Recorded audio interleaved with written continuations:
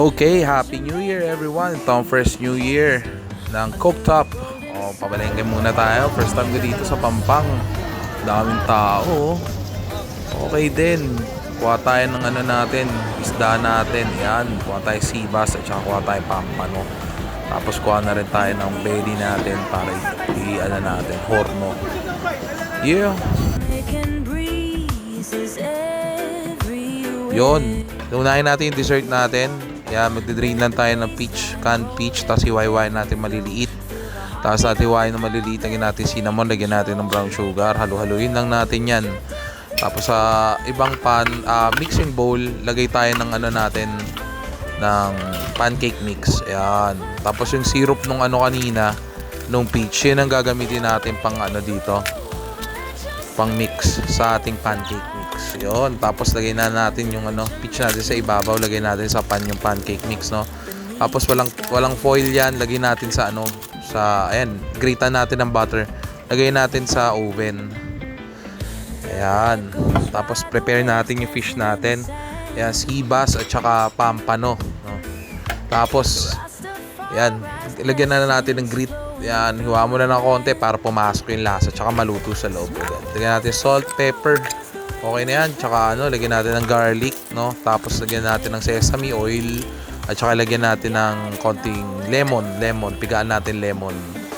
Yun, tapos sesame oil at saka lagyan natin ng chili oil. Yun. Sesame oil, chili oil. Stockpan lang natin yan. Set aside muna natin. Tapos ito namang pork.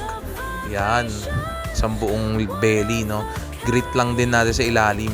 Tapos lagyan natin ng salt, pepper. Tapos lagyan natin ng ano, MSG. Yan. Garlic. Yan. Pasok mo sa loob ng mga ano, niwa natin. So yung bedding natin, lagyan na natin ng tanglad at saka ano, lemongrass at saka bay leaf. Tapos lagyan natin ng vinegar. Ayan. Tapos lagyan natin ng soy sauce at saka konting oil. Yan. Pampakulay yung soy sauce. Takpan natin, lagyan natin sa oven. Ayun. Tapos gawa tayong mirepoix para sa beef natin. Yan. Italian beef yan. Ayan. Tapos lagyan na natin ng flour at saka salt, pepper. Yan. Tapos isir natin.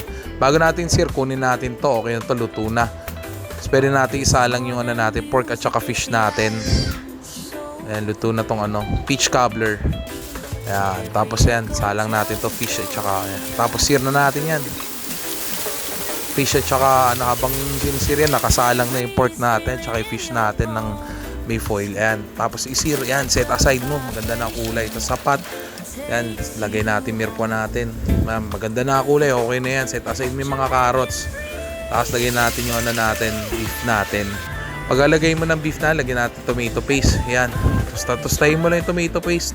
Pamawasan. Tapos lagyan natin ng ano, ng whole Italian seasoning. Para mabawasan yung acidity. Tapos tayo mo yung tomato paste mo. Tapos lagyan natin ng water. Tapos takpan natin yan for 2 hours yan. Low heat. Yan. Lagyan natin beef cubes. Tapos yan, habang kumukulo yan, naghiwa na muna tayo appetizer natin. Lagyan yung brick ham lang. Taka sliced ano lang, cubes.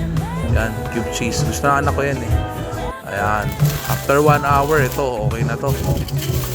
Ayan, tanggalin natin yung foil. Tapos salang natin ulit ng walang foil.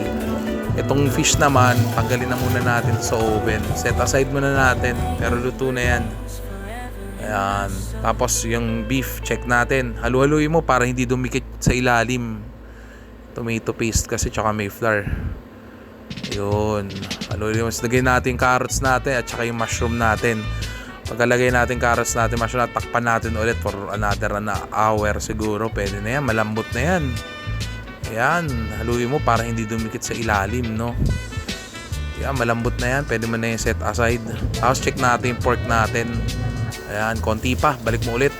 Ayan, lagyan natin ng ano, ng boiling water.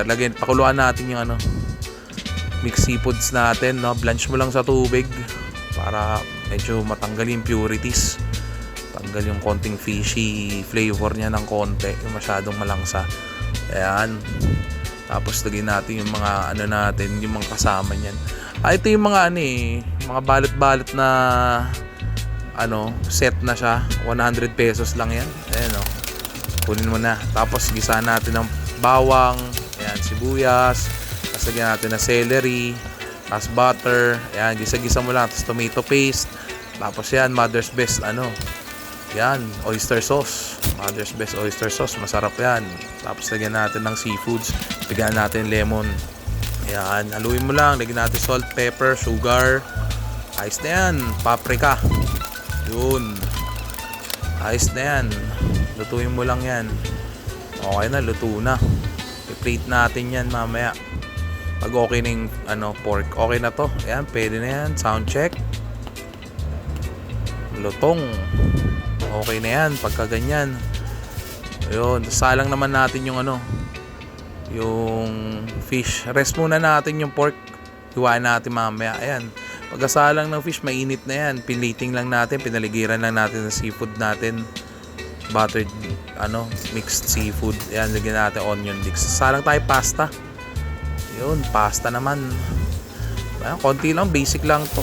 Pasta, lagyan natin ng garlic. Tapos yan, meron tayong onion leeks at saka bell pepper.